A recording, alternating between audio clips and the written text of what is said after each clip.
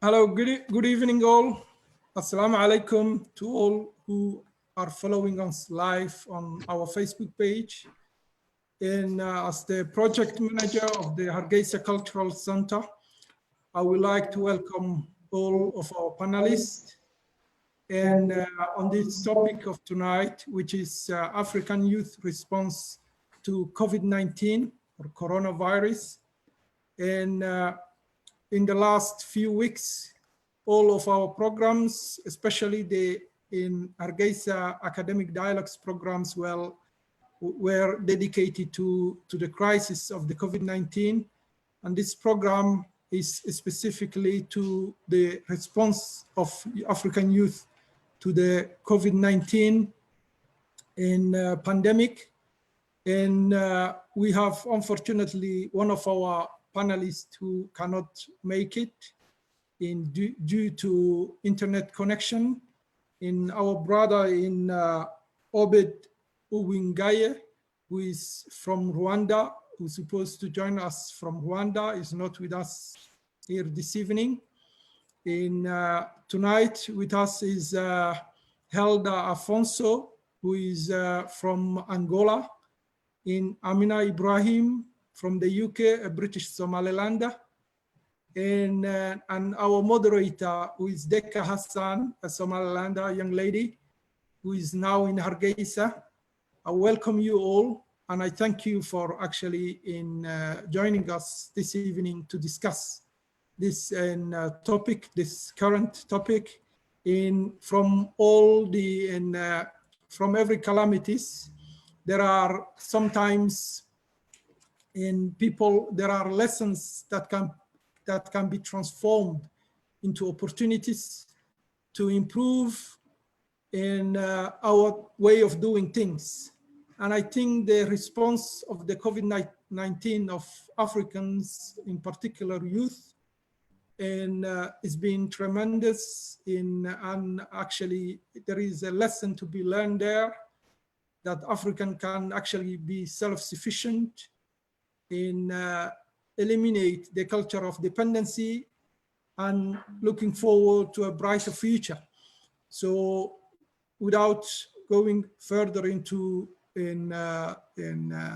more talks, I would like to welcome our moderator of tonight, which is Deka Hassan, a young artist, a poet who specializes in psychology and works in motivating youth finding a purpose in their life.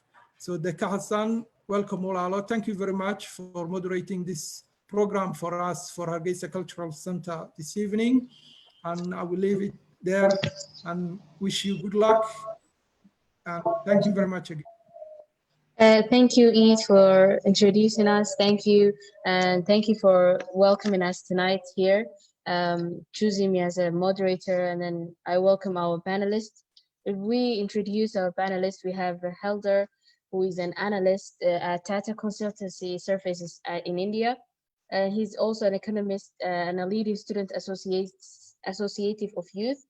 He's finishing his master's in governance and regional integration at the Pan-African University.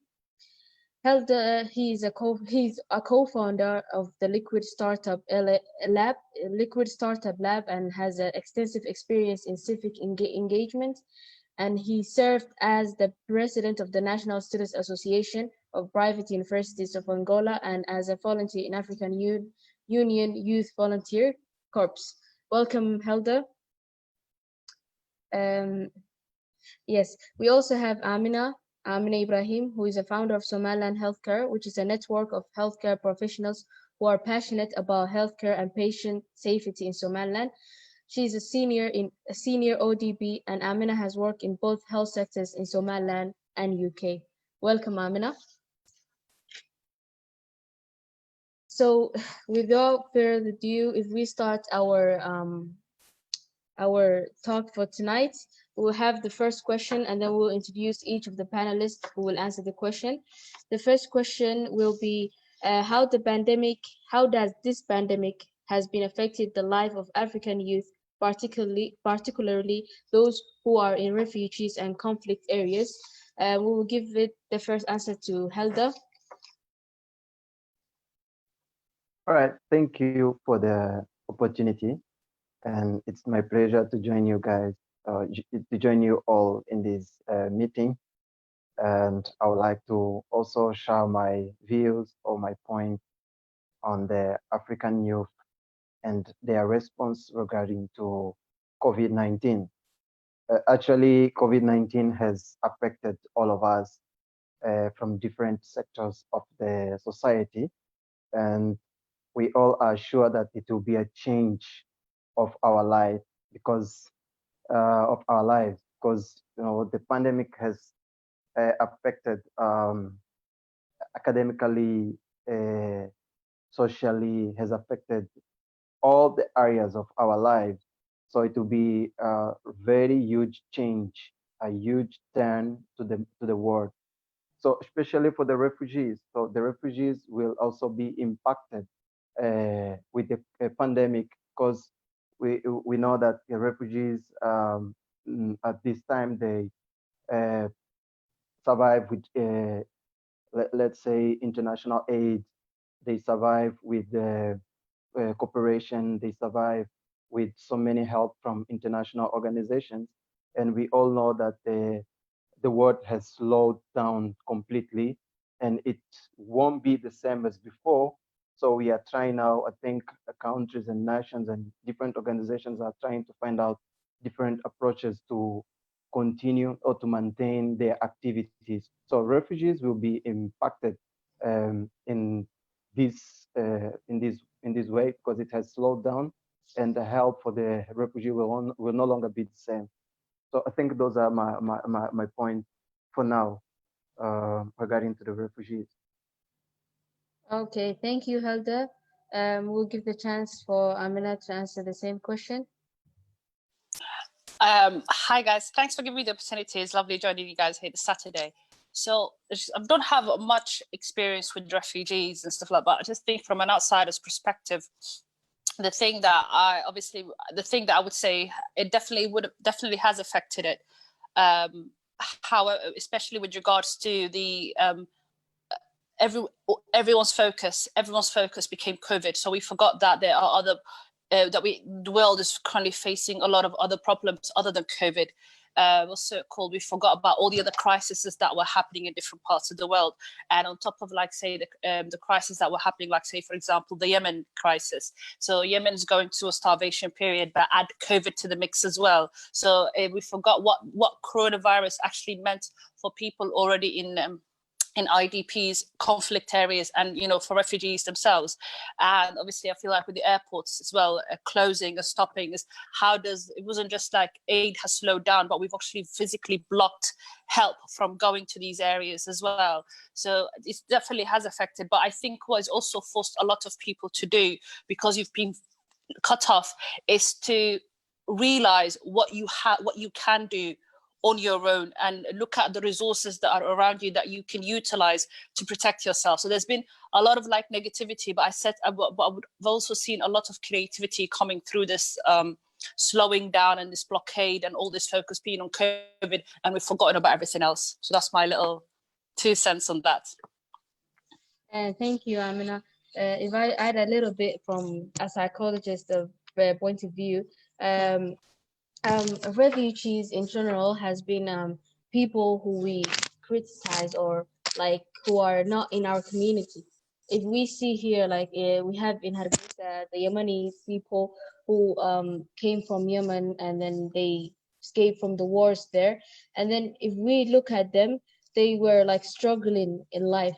We have students in our university who NRC, the other UNDPs help them. And then with this COVID-19 coming, they weren't able to pay their bills or continue their education because they were not getting any aid. So I think this causes people to have to ask themselves, oh, why am I going through this? Or why am I not like other people? Why can't I go check? They don't even have the money or the resources to go to a hospital and check themselves.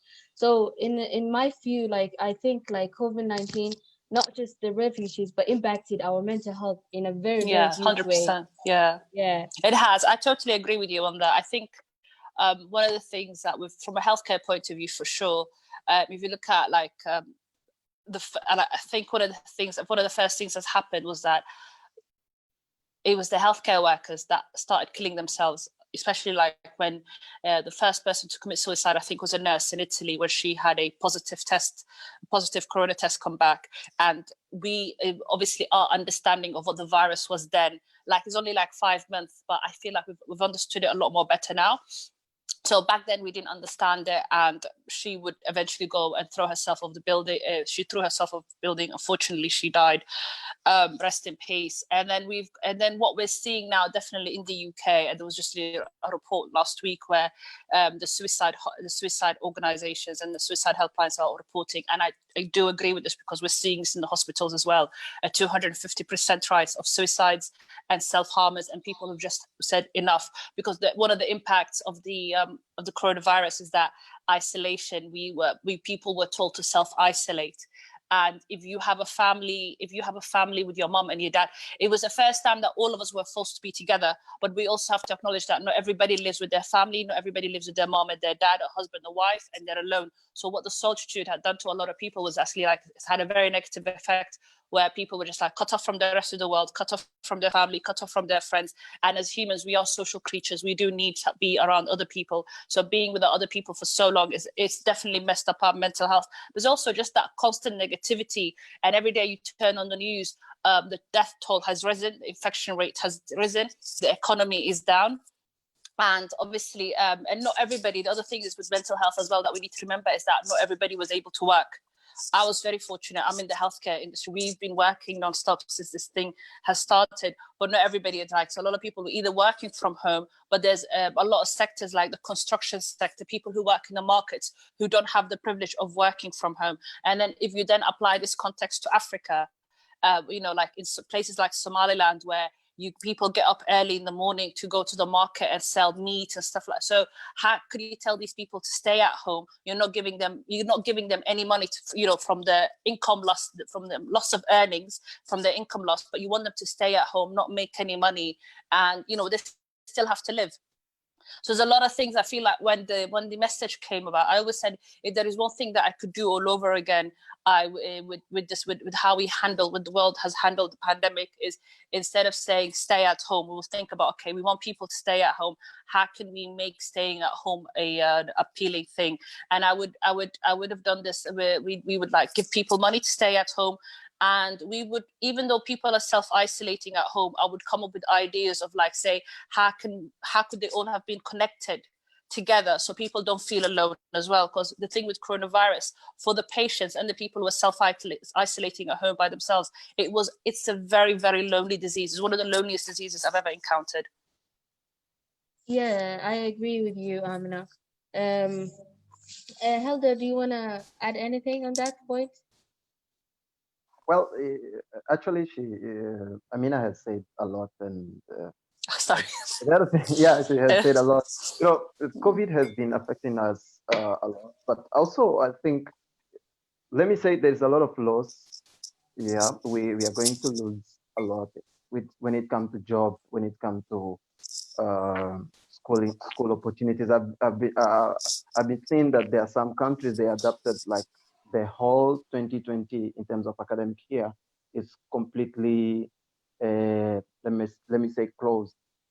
So it will be, yeah, as she already said, it's a lot of loss.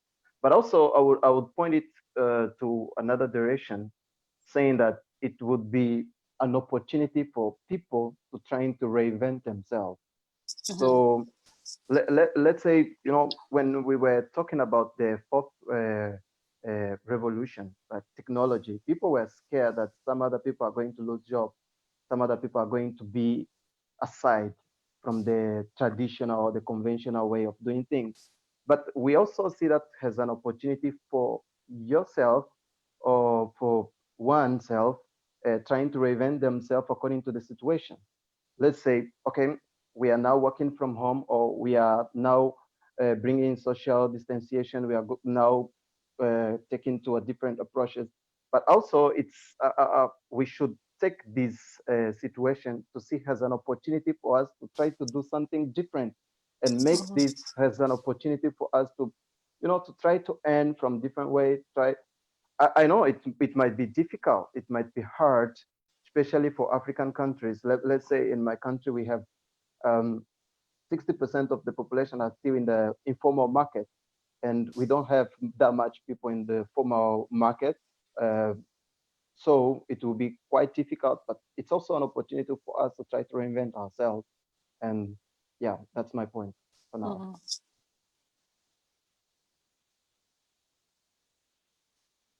I think Dheka, you are muted. Dheka can't hear you. Okay, you can hear me now. Yes. So if we move on to the second questions, it says like, how can every African youth contribute to the efforts of tackling this pandemic? And then we'll give the first answer to Amina. I think with that, like, I'll just use Somaliland as an example. So when the corona hit, and when we saw its effect in the UK, because it arrived in the UK first before it arrived in Somaliland, and then we kind of had an idea of what we were dealing with. A couple of healthcare professionals, and I just thought, okay, well, if this is how we are coping, and the National Health Service is one of the best in the world, and we're not coping. We didn't have the PPE, we didn't have the staff, we didn't have the beds. We had to do a lot of changes. We just kept on thinking, how would Somaliland deal with this? And it was very fortunate. So I came back from Somaliland at the end of January this year, January 2020. I was in Somaliland. I came back from the end, and I had a vague idea of what our hospital infrastructure was like. But what we needed at that time was people on the ground. So how the local Somalilanders helped us, especially the young people, and our counterparts, our doctors and our fellow nurses and allied health professionals in Somaliland, is that they were our people on the ground who were telling us what was going on and who's doing what, and we were able to guide them and say, well, this is what you might need, this is what you need to source, and this is, go get this and deal with it that way.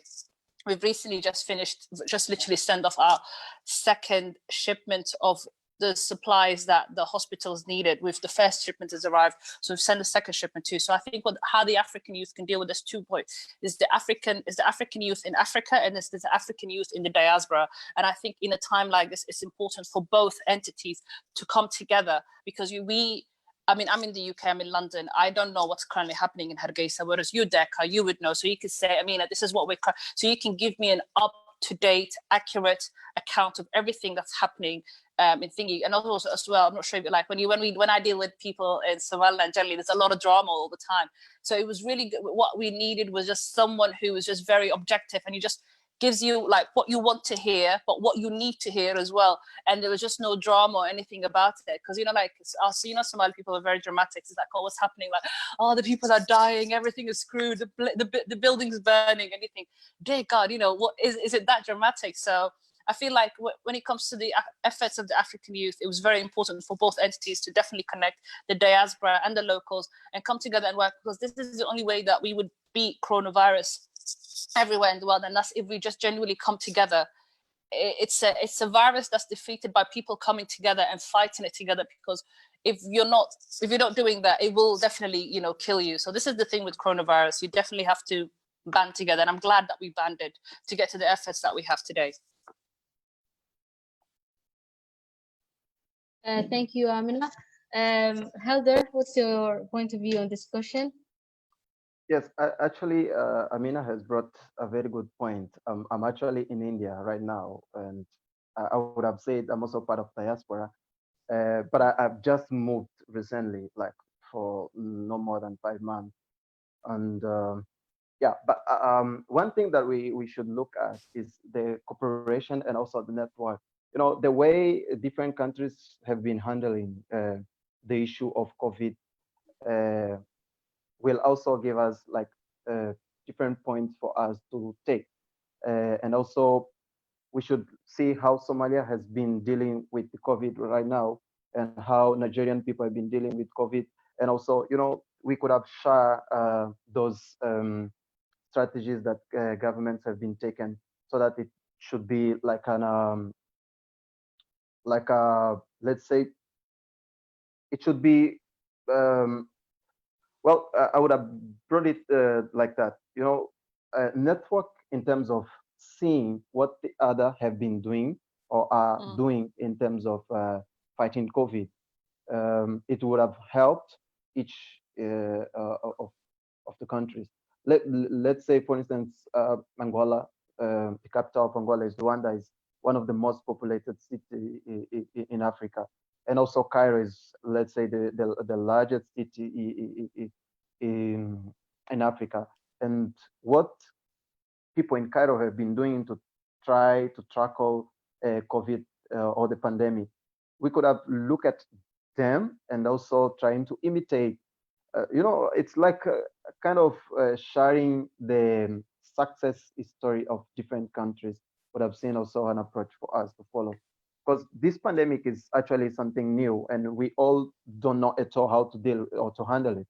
We are all learning, and so getting different approaches from different countries would have been also something that would benefit each of us. Yeah. Can I just say, Helder, I definitely agree with your point on about information sharing. So with regards to information sharing, so we shared the information that we've learned in London to Somaliland and say like Hargeisa, Bura, and all the other cities. However, what we've found out that you really cannot apply certain information from, say, the Western or the developed healthcare infrastructure to a place like Africa.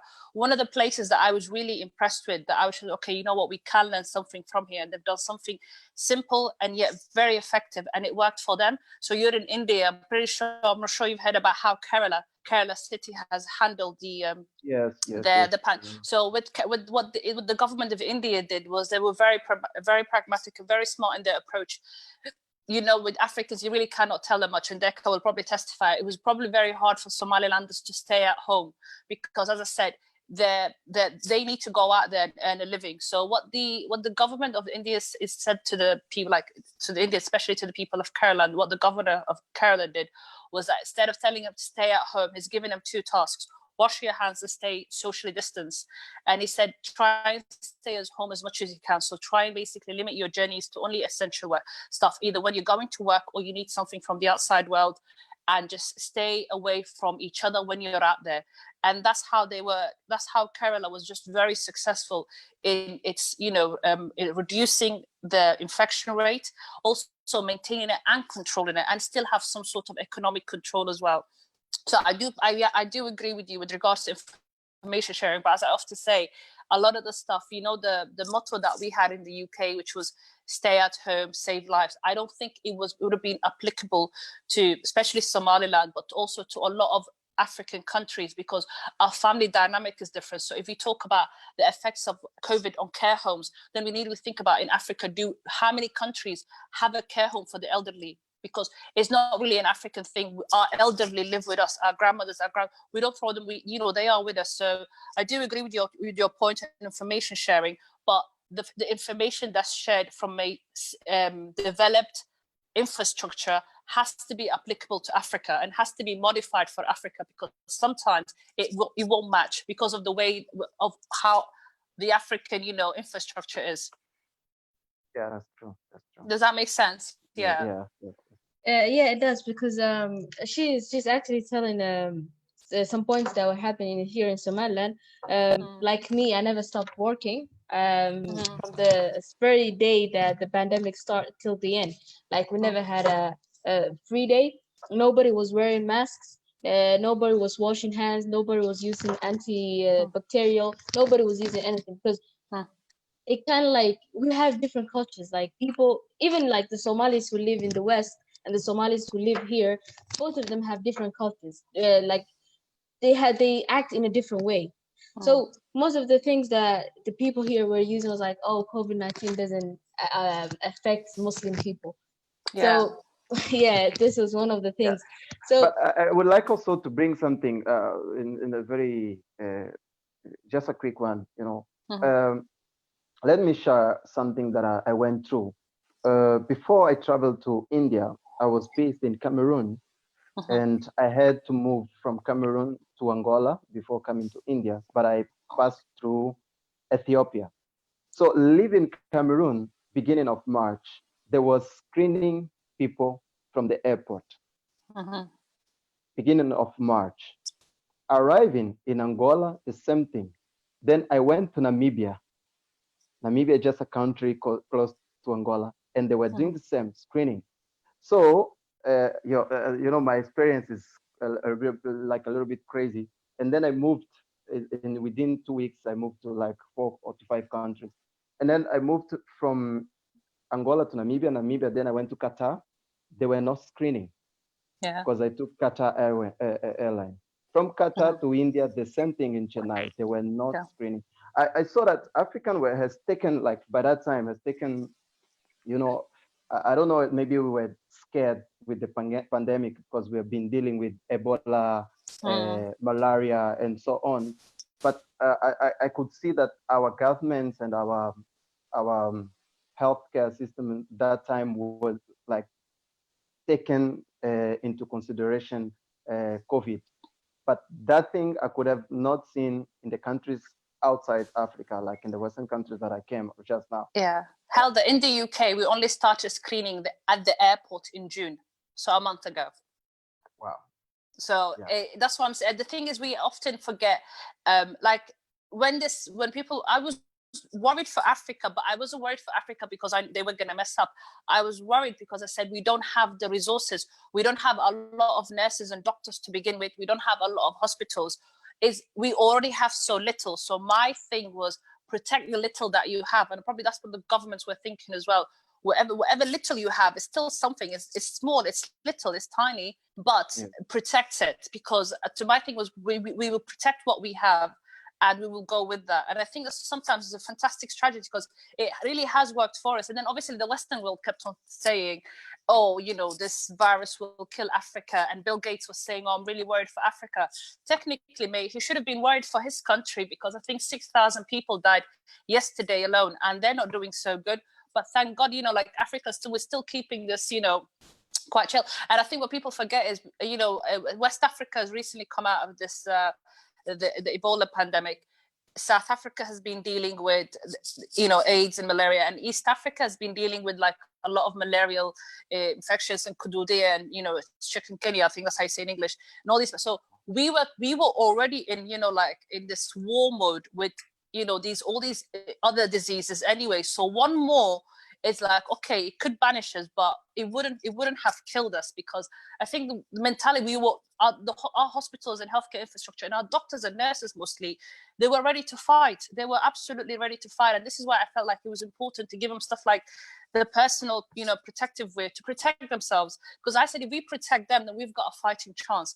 To me, every nurse and every doctor we lost in Africa is a huge loss, because the way I see, like in Africa, I think the record is one doctor looks after 1,000 people, especially in places like Somaliland. So if one doctor dies, that's 1,000 people who are left without a doctor. So to, protect the little that you have is sometimes a very effective strategy. Yeah. I believe Somaliland is very strong.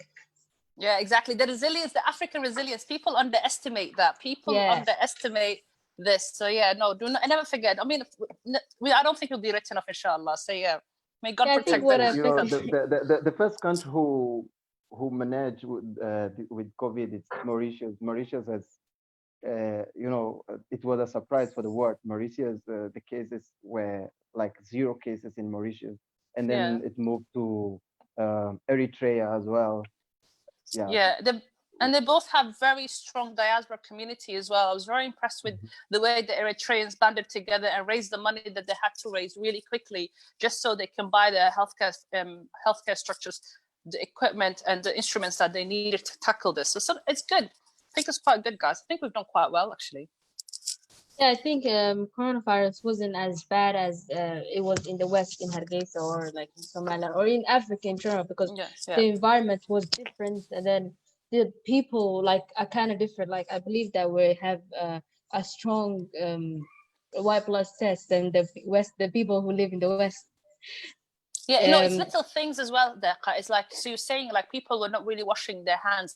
At the back of my head was thinking, well, okay, if people are praying 5 times a day, they are washing their hands like at 5 points. Yeah, you're going like in the West, there's certain people who will never, ever wash their hands. Do you see what I mean? Hygiene culture, Eastern hygiene culture is still 100% cleaner than, Western hygiene culture. People poo outside. I mean, I live in London, and then sometimes they're like, you don't know, like you see a pile of crap, and like, is it animal or is it human? I don't know, but this is what we're dealing with. So sometimes it's understanding the culture. It's about understanding the culture and understanding where you are. So to me, like, this was like, okay, I can deal with the hand washing, but one of the things that I wanted, like, say, Africans and Somalilanders to do, we just stay away from each other, because if they stayed away, then you guys would have had a much better chance at like not spreading the thing. The hand washing I wasn't too concerned about, because the other thing is as well, I can't say to a place or a continent or a country that's dealing with water scarcity, all right, where water's scarce, to say, wash your hands if I'm not providing you with water. Do you see what I mean? And our nomads and our people who live in the rural areas, they may not have the fancy soap and the alcohol gel. So I can say, and I want you to use this alcohol gel to clean your hands. It's unheard of. So we have to like apply. That's why I say we have to apply the ideas that are coming from here to our people, to the infrastructure, to the people that we're dealing with. Because in Africa, you know that the people who live in the cities live a complete different life to the ones who live, I'll say, up on the mountains, the people who live in the villages, the people who live on the farms, and the people who live away from society. People like the Maasai, what they called again? Is it the Sand people of Namibia, or in Helder, the people who live like, they live like very isolatory lives near South Africa. I don't know how they call it in Namibia, but we have also in Angola, but we call Mumwila people. Mumwila. Yeah, see, how are you gonna, these people, they live away from everyone else, and of course, obviously, they're also at risk with the virus. How do you then say to them, well, this is a fancy Western soap that I want you to use? They may have their own ways of decontaminating and cleaning. We just need to reinforce, we need to just encourage them to do more of that, rather than, bring in, like things that don't particularly apply to them. This is the one thing I'm always like very wary about when people say this is what Africa needs. I'm like, well, no, not really. Africa you think Africa needs what you want it to need. And I always say Africa needs, if I had my way, Africa will have like water in abundance, and will have water in abundance. I'll give them, farming things and stuff like that. We don't really need the alcohol gel. We need the water. Do you see what I mean there? So it's like, you can't really say, they can't say where's the water, where's the beer, you need to give me water, man. Yes, exactly. So we're moving on to thank you, Amina, thank you, Helda. Okay. Moving on to the third questions, it says, what are the challenges African youth face in order to be part of the battle against COVID-19? And we'll start with Helda. Yeah, there are a lot of challenge nowadays, and actually governments in different African countries have taken measures that has affected also some of the young people to act against COVID. But also there is a lot of online campaigns going on. But I'm glad also because there is a lot of international aids and funds available for young people to tackle COVID-19. But also I would take it to an entrepreneurial area, saying that, for instance, entrepreneurial people would have taken this opportunity, especially Africans, would have taken this opportunity to try to reinvent the way they do business. I know that, let's say like 60 to 70% of Africans are not connected. They are not part of the internet. So it's a challenge as well that we have to face. We have to challenge. It's a challenge that we have to face, and we have to handle it differently. But also, I think it's an opportunity for us to look for another way to help us to get connected. In Angola, we have a lot of informal markets, and nowadays, because of COVID, the informal markets are closed. But yet, we need food, and I know that in India, especially, or in those Western countries, I think even in the UK, they can easily get food without leaving home, using different platforms and different apps, using internet, or using also a phone call. But this is also something that is very challenging for us in Africa, because we were not used to that approach. But also, it's something that we should look at and try to get that approach for us. And it will also help us to push us to connect people. People have to force themselves to get into the new era. So actually, COVID, yes, it's a pandemic that brought a lot of problems for us, but it will, as I said before, help us to solve different issues that we were not aware in our own society. So African young people, they actually have to look at new approach to solve that issue, from my view. Yeah. Thank you, Halda. Amna? I think Helder covered quite a fair bit. I would just add, obviously, I think it was the same challenges faced elsewhere, financial. And say now, if you have the money, is where would you get the stuff? Because also the world markets kind of stopped. So I think we've had like a week in COVID gave us about 3 weeks where nothing was being shipped, or nothing was, there was no travel even between cargo and stuff. Or if there was only like cargo being taken, it was going mainly to the United States and, like the UK and Europe, whatever. So I think that's definitely one of the challenges. Regards with Helder, the point that you said about, people needed food, and in the UK we've got platforms where we could order food. You're right, it's called Uber Eats. But the things with Uber Eats, for example, is that people felt disgusted because it was like when they said, like, especially with the hand washing, and you can get COVID through dirty hands. Everyone's like, well, I don't know who's cooked that food. You see what I mean? So the business, the food business also suffered greatly, and then they had to quickly adapt, because then they had to quickly adapt and say that Uber Eats did a whole platform where they said strict hand hygiene. We're doing a minimal touch where the driver, the person who delivers your food, delivers it to your door, and there'll be like a minimal no touch, the thing is. So there's they too had even the food delivery systems faced their own challenges. And I think, if I'm not mistaken, a lot less food was ordered during COVID than than before COVID. And then Uber Eats had to do something where they would, like, say, would give in a lot of the food to the healthcare sector and stuff like that. So that in itself, I think everyone faces the same issues. But you're right, food. We need food. We need water. African youth can have this. They can fight this, but the challenges that they were facing compared to, say, their Western counterparts is that they were already lacking with the basic necessities to begin with. Do you see what I mean? So it's like, so that's what my thing is. And I think one of the things that's, especially with the global PPE shortage, when we're trying to source PPE for Somaliland, it was, you're not a priority. We need to deliver to the United States before we can deliver to Hargeisa. And I just thought it's a bit, that's a little bit mean. We come from a big continent with a lot of people, and it was just trying to navigate that. And then, but what, as Helder said, but if anything, I hope it's shown is that we need to invest, and we need to invest in our own, grow our own, produce our own, and not to rely on anyone. So I hope that's what COVID has shown me. Like, from a Somaliland point of view and from a UK point of view as well, I was really annoyed that we had to rely on Germany and China to get a lot of our stuff. And where is the British manufacturing? And that's the thing that I'm going to try and encourage for Somaliland to start producing its own, creating its own, growing their own, invest in our own. Because if you get locked out from the world again, if you're already self-sufficient, then you don't really need much. Do you know what I'm trying to say here? So this is the thing. We need to start looking after ourselves and by creating our own stuff again. Thank you, Amina. I will give few words to Dr. Chama.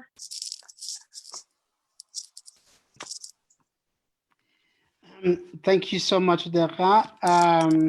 And hello, everybody. I know that I was following you on background, but I now joined you live. Just few remarks of what you explained as a young Africans who are dealing real issues in the continent and outside. I think thinking out of the box, as Helder was saying, and coming up with some original idea, absolutely what's needed from the young African youth who has to deal these issues. The second thing, and I completely agree with Amina, is we cannot, if we did learn anything about this crisis, is that we cannot expect aid or something coming from outside. We have to deal with what we have. So I think one of the priorities of the experience would be the minimum to start with the food security, and how every country could be really self-sufficient immediately when this kind of crisis will come. And they might come back. They will come back in another form, in another shape. So the thing that we have to learn from this experience is we have to count with what we have, whether it is infrastructure, whether it's healthcare infrastructure, whether it's food security, whether it's anything. Unfortunately, we sort of showed how the globalization is not anymore an option, and that sort of state country is coming back. So what we have in our hands, what we have as experience as a infrastructure will be what's counting.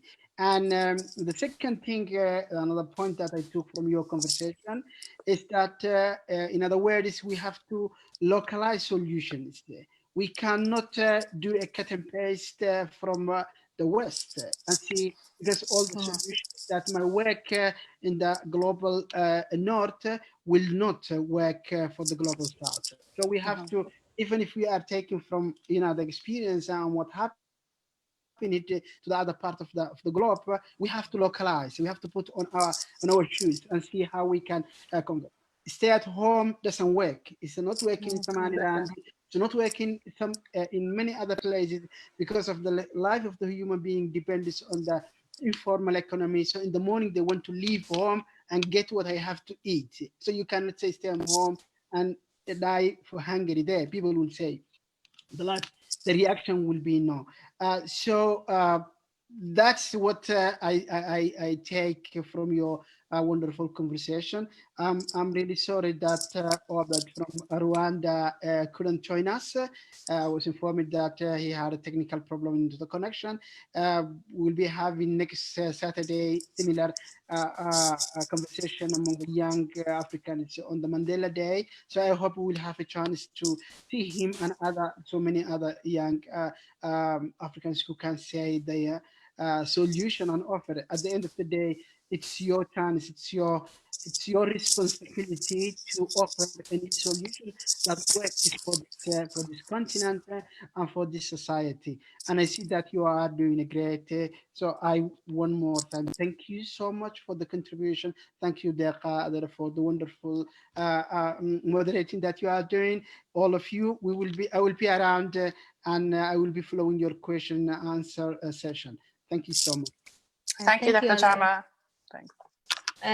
If I add one more point to that, it's the challenges that African youth face.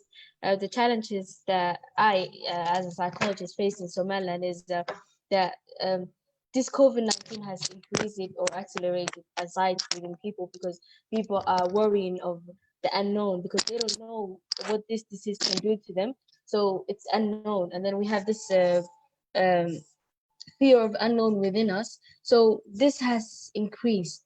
So I think it's a bit of a challenge, like that we made people who are here in Hargeisa, that people who have COVID-19 are not going to go or test themselves, because they feel like they're going to be stigmatized, or they feel like they're going to be criticized, or and then they're going to be like, oh no, I'm not going to go check myself. Then they stay home, and then after they stay home, they affect their family, and then the whole family becomes affected with COVID-19. So I think it's a whole challenge, that because people in here don't believe in psychology or the importance of mental health, and they're only focusing the economical, the financial, and everything. And this increases, I think this is one of the biggest challenge that we have, because we're telling people of a challenge they don't believe in, because they don't even believe in mental health, or they don't believe in psychology. So we're telling them to take care of their mental health or to take care of their psychological well-being, while they don't even believe in it. So I think this was one of the most challenge that we faced during this COVID-19. Anybody who wants to add anything to that? I'm just fighting for the psychology here.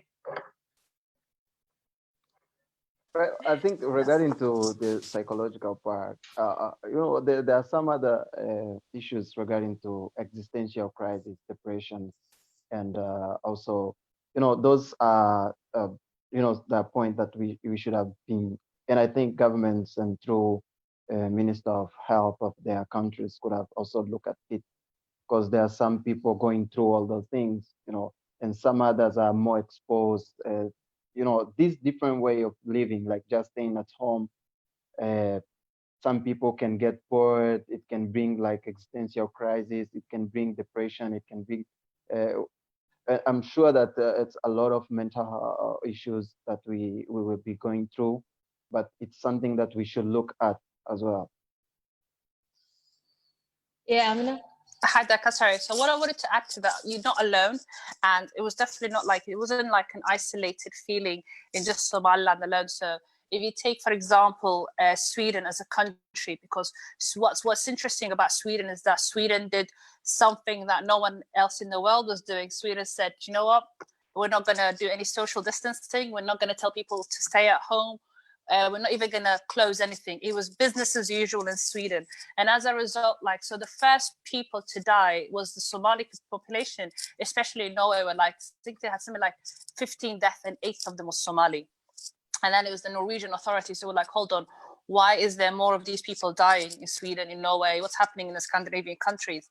And if you look at Sweden, then now Sweden slightly has changed their response, and they're arguing for more social distancing and stuff like that. And once the healthcare workers, community leaders of the Somali community started doing PSAs in Somalia and tell the Somali people, please stay at home. This virus is deadly. It will kill you. And once all of that work was done through like TV, radio, social media, and the Somali people started staying at home, there was you would see that there's like a lot less death rates within the Somali community. So I'm not sure if you remember when coronavirus first came out, the Chinese researchers who said that coronavirus doesn't affect anyone with the African blood. I was just like, what? And then I remember my auntie sent this to me. She said, we're safe. It's a white people thing. I'm like, no, auntie, I'm pretty sure this is a So fake information and false information is actually, I would contribute that to why people are dying, and to the, to the stigma, to all the negativity that's from a social point of view that's currently, associated with COVID in the UK, in London alone. Like, so even when our government closed down the coffee shops and the restaurants, the Somali communities, we didn't really close them. The maqahi was closed from the front, but there was still an underground entrance, and all the aderos and all the men would go there. And as a result, they were like, that's why there's, I think that it was like a lot of the elderly were like the high risk group. A lot of middle-aged men died because they were not listening to the social rules as well. Because once again, coronavirus it doesn't affect African people, it doesn't affect Somalis, it doesn't affect Muslims. And if you were like saying, so when people would invite me and say, oh, come, let's go out, I'm like, oh, I can't come out, there's a virus out there. And he was like, do you not trust God? I'm like, no, I'm pretty sure I trust God. But isn't it like, you have to tie your camel as well, tawakkal and tie your camel. And I was like, this is me tying my camel. So there was a lot of like, you have to like take people back to the basics. And this, subhanAllah, one thing I've kind of realized as well is like how hard-headed we are. As Somali people, we really are hard-headed, and I did not know that this was a quality in us, because I just thought, why are Somali people like this? Please believe it. And I was like, maybe if an imam said it, they would believe it. But even when the imams said it, they're like, oh, he does not know. You need to listen to the other imam, because for every imam who was saying, or for every priest who was saying that this is, you have to protect yourself and you have to stay at home and you have to listen to the government guidelines, there's another priest and there's another imam who says, no, God is bigger than all of this. So it was just like, it's a thing, like it was everywhere. And it wasn't just Somaliland, it was in the US, it was Europe, it was everywhere. We were all dealing, I think we all got the same exact fake news through WhatsApp, because social media is a very powerful tool, and what is being currently filmed in, like, say, London could make its way to Uganda and Australia before this conversation is over. So yeah, so you were not alone, my darling. It was just something that we're still dealing with the after effects as well. So I hope it gets better. Thank you, Amina. Before we address the questions from our attendees, I want to ask one more question. In your own experience, in what extensions are you contributing that can help our continent to be free from the virus? So we'll start with Helder. Okay, feel free. Well, this is, on my view, this is a very, we will continue fight against COVID. We'll use different approaches to fight against COVID. but also I will take it to we have to deal with the pandemic. And I'm sure that as Africans, we're dealing with Ebola, we deal with malaria, we deal with so many different issues in Africa, different than some other countries outside Africa. So on my own view is we will have to know how to live with COVID, applying different approaches to fight COVID. But I would take also to an economic aspect, and speaking for nations like African states, there is a continental free trade agreement initiated by African Union. On my own view, African countries are going to have a lot of issues regarding to economic self-sufficient in terms of food security and so on. But let's have a look of Nigeria. Before that, Nigeria has declared that they would no longer get food from any different countries rather than food from Nigeria. So if Nigeria, like 6 months ago or like a year ago, was able to sustain themselves in terms of food, why not they can also look at some other different countries? So what I'm trying to say is open the border in Africa in terms of trade, in terms of economic aspect, would have helped some African countries to overcome COVID. Open the border would have, I'm not talking about free movement of people per se, but I'm talking about open the economy, although it will carry free movement of people. So it will help also bring like an economic of scale. So many people would have been given job because people are losing jobs right now.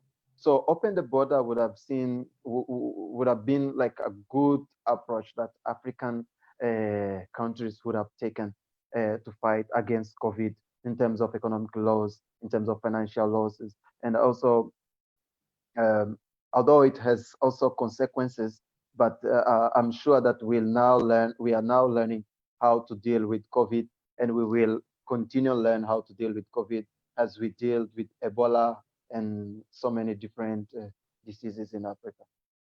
All right. Amina? Remind me what was the question again, because I got sidetracked by Helder's very, very good answer, by the way. I like the idea of opening up the border for trade and getting food from each other as opposed to importing it. What was the question, Hedeka? The question was, in your own experience, in what extensions are you contributing that can help our continent to be free from the virus? So me personally, as Amin Ibrahim, what have I contributed? So obviously, I founded the Somaliland Healthcare Initiative, and one of them is Interhealth. And Interhealth is the, from a UK point of view, we're not really an organization because we're not really registered, but we're just a bunch of healthcare professionals, doctors, nurses, and allied health who got together, and we are started the fundraising for the PPEs that has, for the first, as I said, the first shipment has arrived, and now, alhamdulillah, we've sent our second shipment off the other day. And it's not just me, there's literally so many people and so many non-medical people as well who've actually just, banded with us and said, we believe in this and we will help you. And there's, and then from a diaspora point of view, we're also in touch with our colleagues in in the States and Europe, and everybody who basically is helping anything towards the Somaliland COVID response. But one of the things that we've been doing as Interhealth is also, on top of obviously the people getting the stuff, is also the teaching and information sharing, because that's equally is important, because what COVID has done to us from a medical point of view is that it has changed our practice, has to how do we anesthetize people?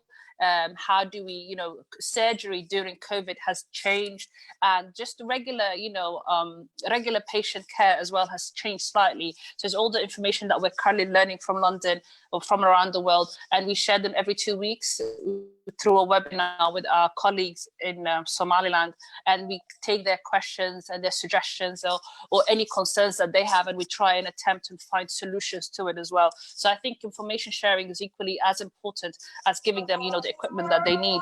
But also, what what have they, and but it's also like also providing them with the tools as well, and anything that we've learned. So when we've learned that, so in the beginning it was paracetamol is the only effective drug that you can take for pain as an anti-inflammatory for COVID, because everything else is bad for you. The minute the research changed and it was like, now you can take ibuprofen and Nurofen, and when we saw what the research and what the literature was saying, it was quickly shared with our doctor colleagues in Somaliland to say, hey, it's now okay to use this drug as per this suggestion from this medical society that's been trialing it. So I think getting the information, like getting the correct up-to-date information to Somaliland has also been very effective as well, because you know, like we don't have enough, we may not have enough paracetamol. If ibuprofen is what you have, then you know what, that's good to use as well. Don't use this treatment. There's a lot of stuff that's, you know, as Helder said, we're still continuing to learn about COVID and the genetic makeup of this virus and what it does to the human body. And one of the things that we've learned loads, main thing that we've learned loads from is obviously the autopsies. And an autopsy is not something that's performed regularly in Africa or in Somaliland, but we perform a lot of autopsy here in the UK. So everything that we've learned from the autopsies that have been done on COVID patients, and we've learned, it was basically share that information quickly with Somaliland so they can alter and they can, what's it called, deviate their care accordingly for our patients in Hargeisa and Bura and so forth. And thank you, Amna. Before we go to the last question, I want to address some of the questions our participants are sending. Let's start with we have Hamza Heibe. He asked us, how can we overcome the mental health issues caused by this COVID-19? So I'll hand it to Amina since she's dealing with healthcare. Well, that's Hamza, right? Hamza, yeah.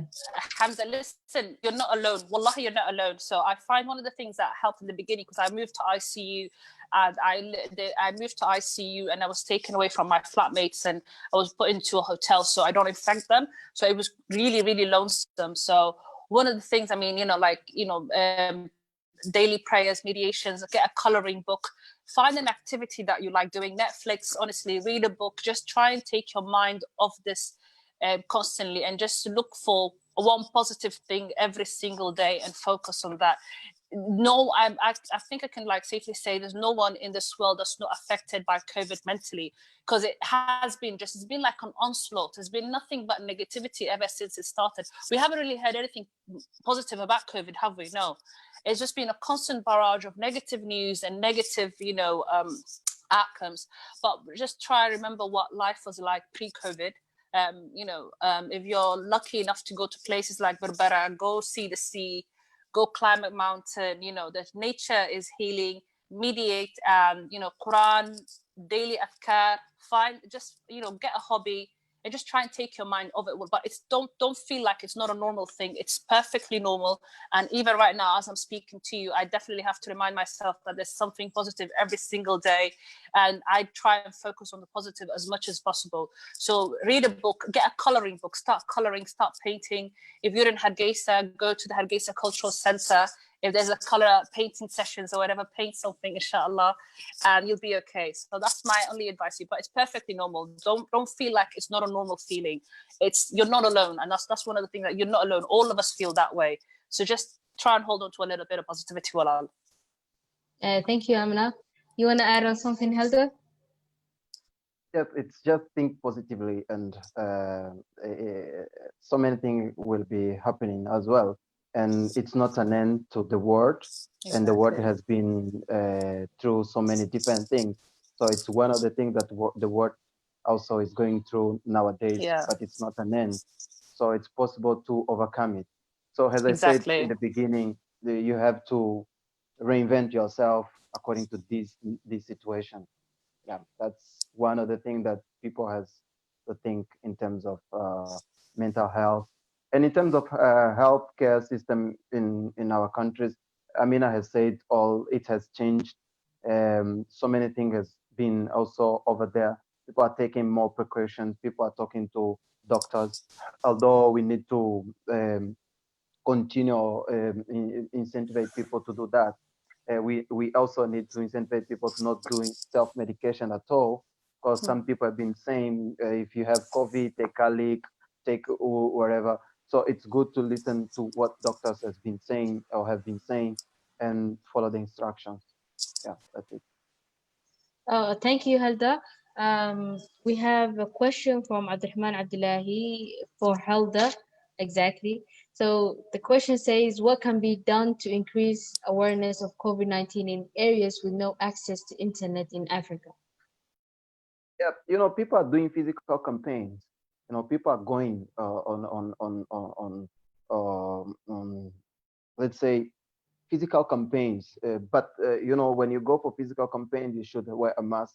And I'm sure in Angola, I've so many friends that have been doing that. You know, because as I said before, internet is an issue in Africa, but also some people are taking actions. You know, they are going with masks, with proper equipment. And I saw a friend also from South Africa. He's a nurse. He took some equipment. He went to his village to, you know, also bring awareness about COVID-19. Yeah, yeah, it's also tricky, but it's possible. Let me tell you something. There were some inventions coming from the village in my country, in a province called Wambu, and you know, some lady markets, they started a new way of washing, you know, using stick and also with containers, those baskets from the houses. They use those sticks and the basket from the houses for people to wash their hands without necessarily touch the basket. And I saw one of our governors, he recorded what the late markets in that province did, you know, because someone had to go there and bring awareness. So for those areas, is most definitely people going and use the specific equipment to bring awareness about COVID-19. Okay, thank you, Helda. Anything you want to add, Amina? No, not really, but that's a very interesting thingy. No, I think it's possible. We could still just think about how we used to do these health campaigns before the internet. I think people used to like get a van and go around they will physically visit each town and each tulo, you know, like in person and explain, sometimes put out a play. So it is possible. You just have to think back to what life was like before technology. If Abdurrahman is it, like if he's young enough, like you're from the age of technology, and some of us remember what life was like before the internet, trust me, it's very possible. You can use radio, you can use TV, but the best is in person. Visit them in person and explain to them yourself, so you can also get their questions, their anxiety, what their fears are, any questions they have, and any ideas that they have. So it is possible, as Helda said.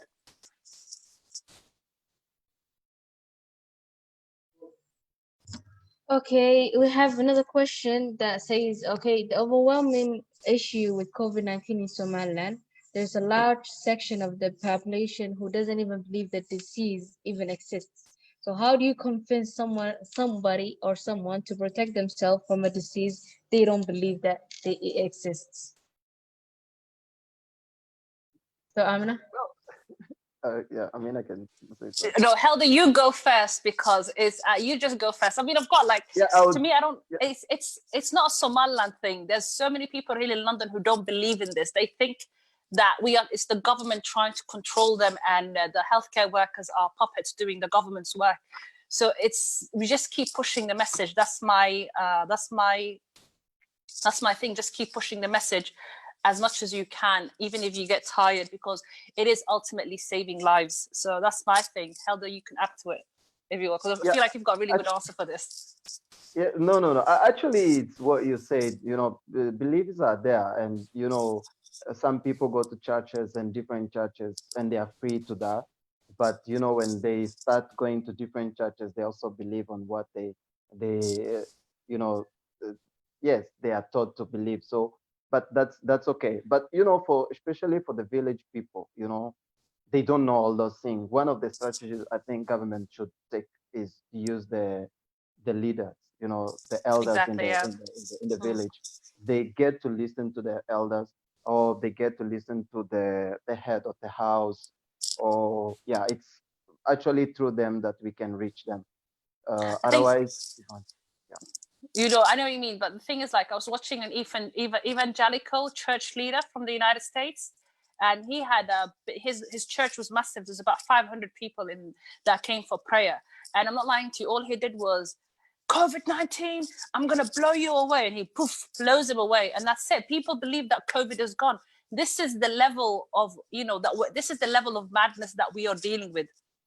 You see what I mean? And it's just like, I don't want to disrespect anybody's religious beliefs, but for every, as I said, for every priest and imam and rabbi that we get to say, please push the message out there, make it part of your sermon, you will find another person, another, you know, from another, their counterpart who's pushing a message against us. They see what I mean? Because it's just a battle of good and evil. I mean, in Africa is full of, you know, crazy prophets anyway, bringing people from the dead and all these people. So you just think, there's a level of madness that you can compete with, and you just look at it. Sometimes you think, and sometimes you just go back to, like, you know, what is it? Was it Darwin said about natural selection? And you're like, maybe they're meant to die, and you're just fighting, you know, something very natural. So, but just my message is just to keep pushing the message out as much as you can, because it is ultimately saving lives.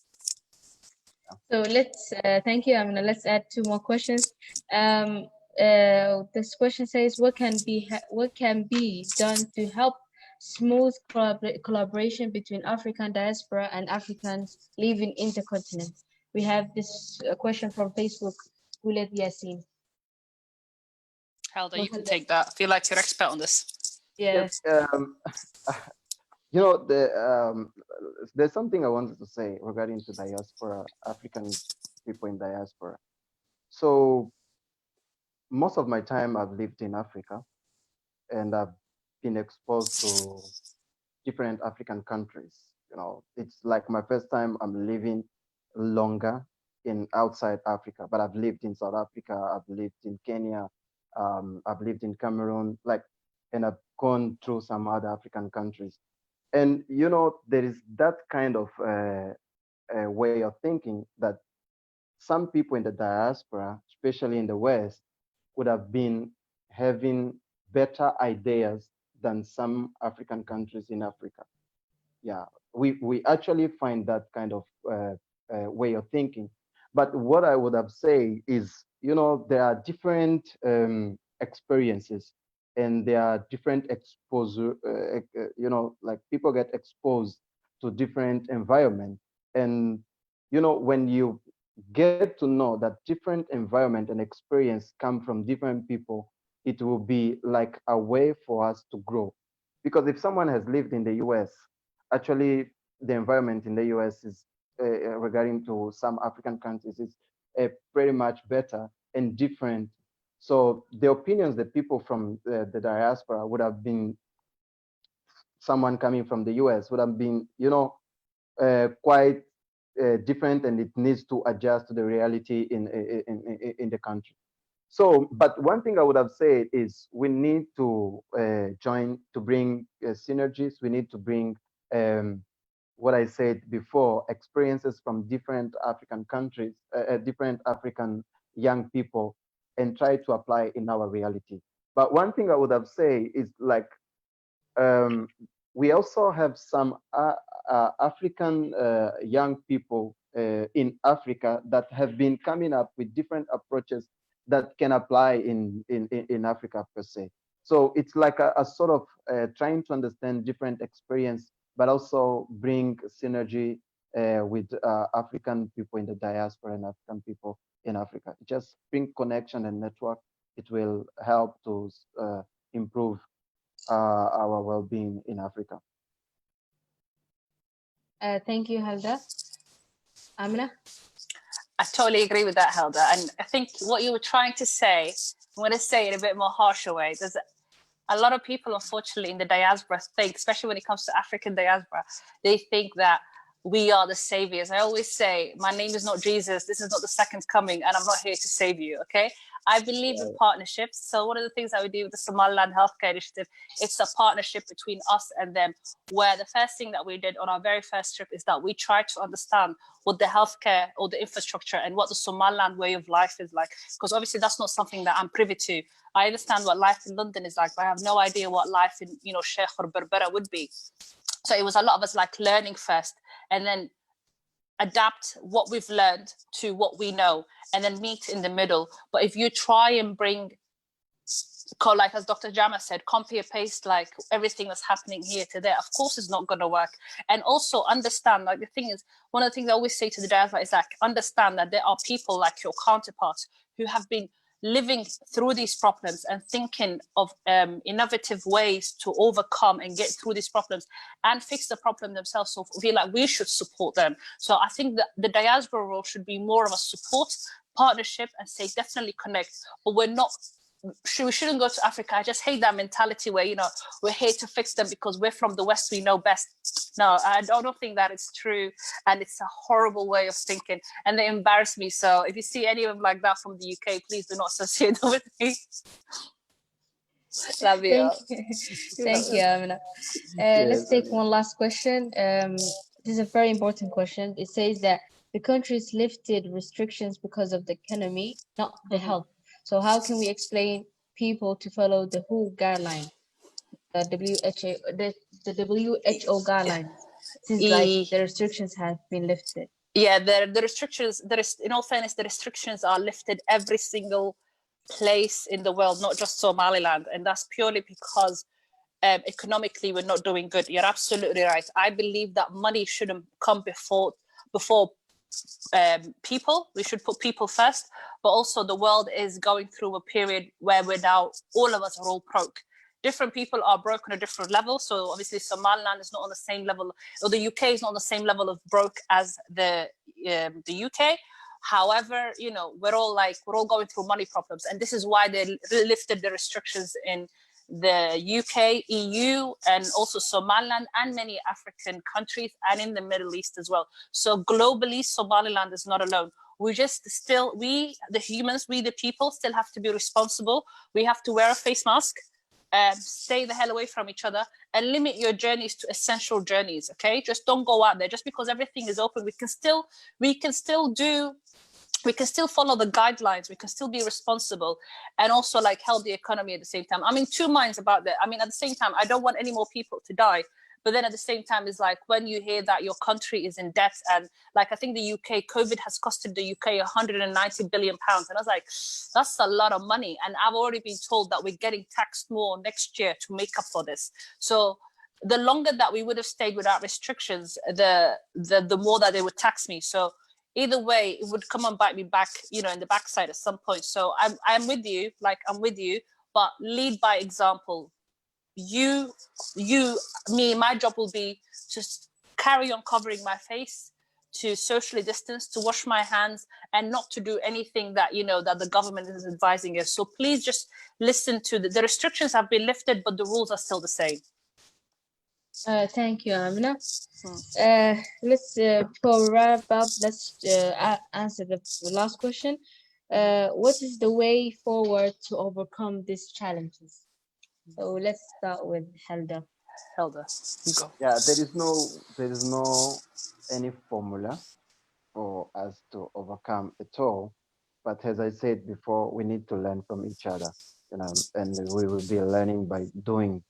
And yeah, but also I would advise, especially the governments in Africa, to see what some other countries have been doing. It's not just in the West countries, and also I could have said some other Africans have been doing it in terms of COVID. I know Amina has clarified that, you know, we have differences, and, you know, I cannot say like people in Mauritius are the same as people in Nigeria or wherever, but we can learn from them something. We can learn from Eritrea. We can learn also, for instance, from Tanzania. Tanzania has 50 million people.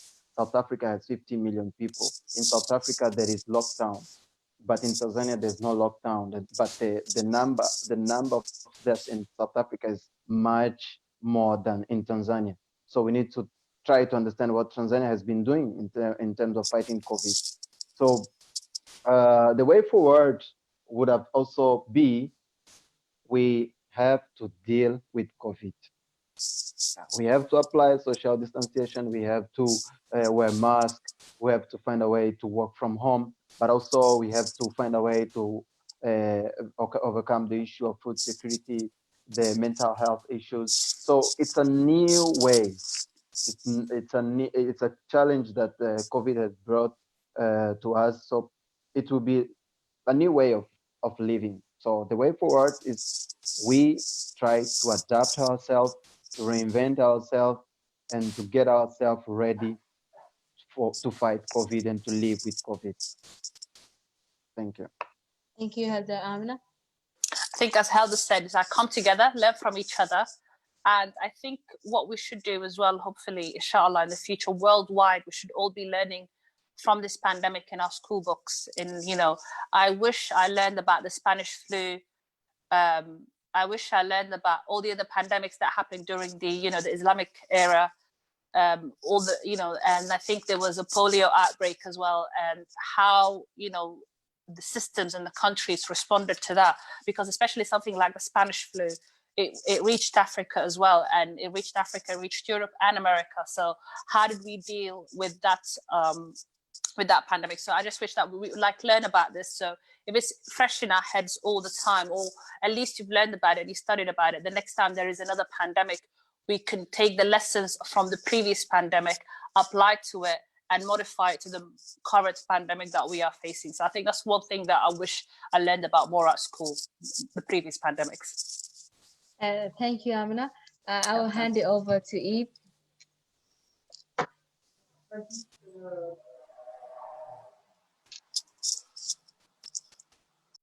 Sorry, thank you, Dhaka, for once again for moderating this program on this evening. Thank you in the panelists, Amina and Helder, for joining us tonight on this very important topic, in African youth response to COVID-19. I think, as you all said, the COVID-19 pandemic has been a lesson to African and developing countries in looking inward and thinking about in exploiting their own resource and planning on one day what they have. The diaspora and the locals, Africans, have actually played a very major role in combating or in responding to the crisis of COVID-19, especially in health-wise, and sometimes economically as well, as they actually raised a lot of funds to support their fellow countrymen and women. So I think there is a lesson to learn there to bring the African youth together, and the Hargeisa Cultural Center will, in the future, in near future, will capitalize on that and think a way of bringing African youth together and to think the way forward for the continent, and actually thinking positive. In the time of being dependence on the West I believe, has to be finished, ended, and this pandemic has to be a lesson to actually start a new page in the history of our continent. And I have to actually I have to salute and praise the effort of young Somalilanders in the diaspora like Amina, who actually tirelessly were working to help their fellow countrymen and women, their fellow Somalilanders, in combating and facing this pandemic. And Alhamdulillah, God thanks, we in Somaliland, even locals have contributed. Actually, locals have contributed more than the diaspora in terms of the business community, but the youth has also played a major role in here. So I would like just to remind our viewers and also all of you in that next Saturday we'll have a program on the International Nelson Mandela Day to bring again the African youth together to think about in how we can implement the legacy that Nelson Mandela has left us in our governance, in societies, and how we can actually use that legacy in improving in our continent in the future. And also this Wednesday coming, there is the Hargeisa Academic Dialogue, which will be held the same time, 6:40 p.m. East African time, with the topic of democratizations and the crisis of the COVID-19.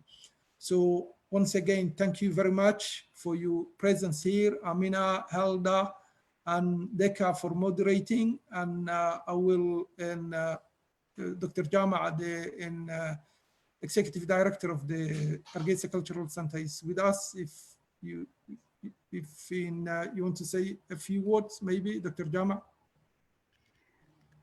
Eid, thank you so much for passing me. You said it all, and one more time I join and echo to you and the team for thanking our wonderful panelists. I just wanted to emphasize the two next sessions that are coming. The one that you have said is mainly focused on Nelson Mandela, but it's mainly from the young Africans and how they do feel about that legacy, and how, so as you said, it's absolutely a not to miss event. But before that, as you mentioned, there is the Africa 40 and 40 session next Wednesday. We are still focusing on coronavirus effects and the democratization, state emergency, election postponement, the executive power. So many things already happening this week and the next couple of weeks in the continent. So we will be focusing with the major experts and our speakers who studied on the continent, like Professor Michael Walden-Williams, and a scholar based in the United States, from Eritrea, expert in the eastern part of the continent, but Professor also Nick Cheeseman, with experts Dr. Rashid Abdi from Nairobi, and Philomena Pico. So we will be having a really great panel on the democratization and the effects that the coronavirus is already showing, in the continent.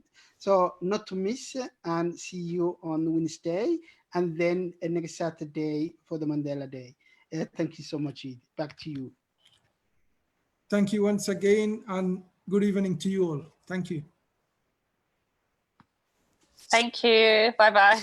Take care. Thank you.